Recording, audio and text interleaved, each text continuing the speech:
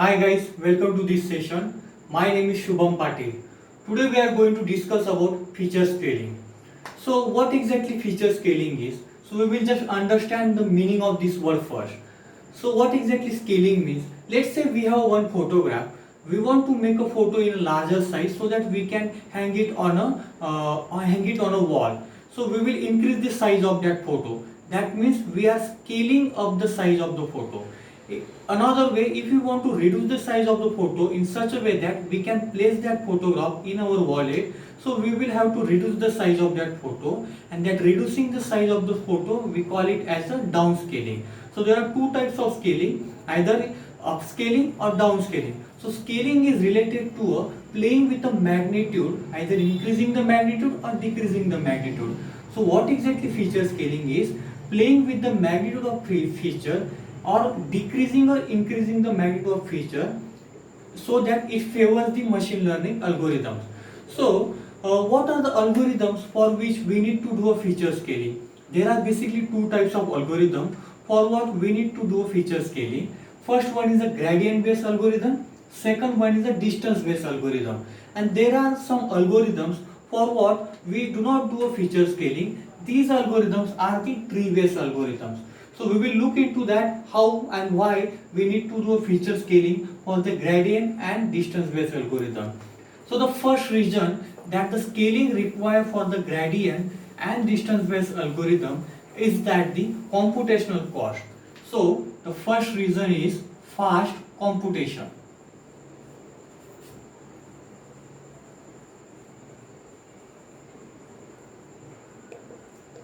And the second reason is equal weightage.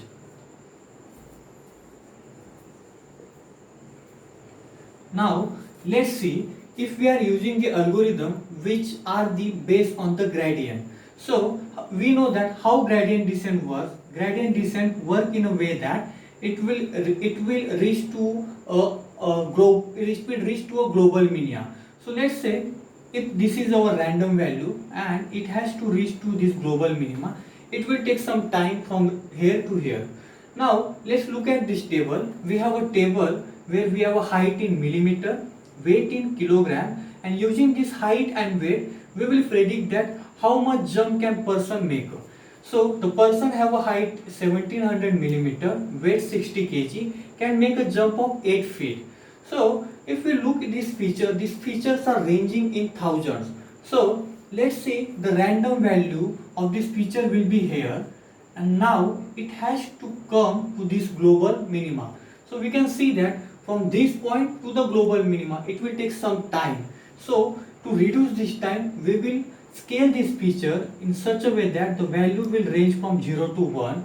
So it will initialize from here and it will take some less time to reach to a global minima. So this is how scaling helps us to make our algorithm to reach a global minima faster. So it reduces the time to reach to a global minima. Second thing, let's say if these are the features which are ranging in thousands, if we are adding, multiplying or doing any mathematical operation, so the resultant output will also have a huge number and it will again increase our computational cost. So to reduce the computational cost and to make an algorithm reach to a global minima faster, the feature scaling help us.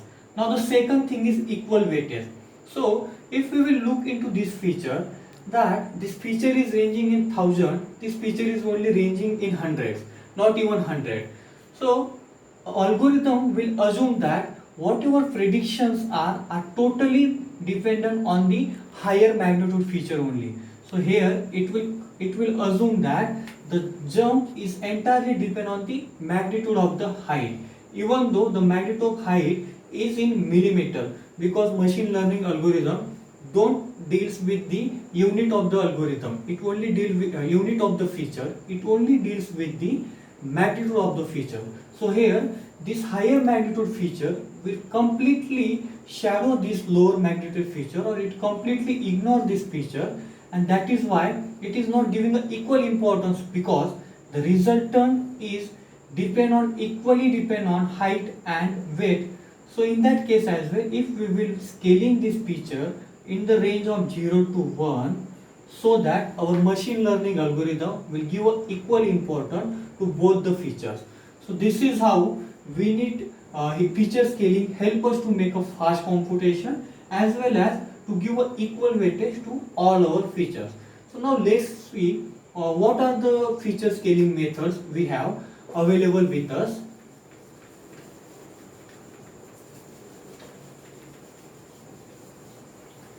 So the first feature scaling method is normalization.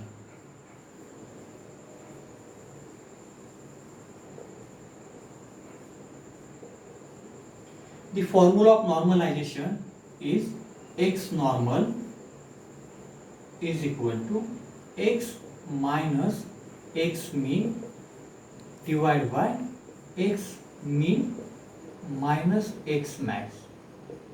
And the second method is standardization.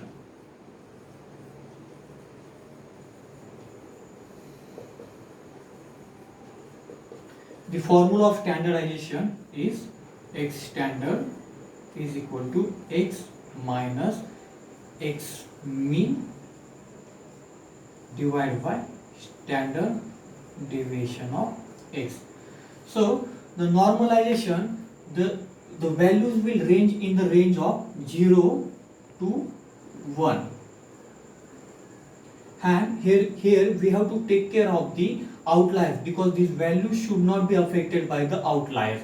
So this is what about the normalization, which will help us to reduce or scale our feature in the range of 0 to 1. Similarly for standardization, our formula is something like this.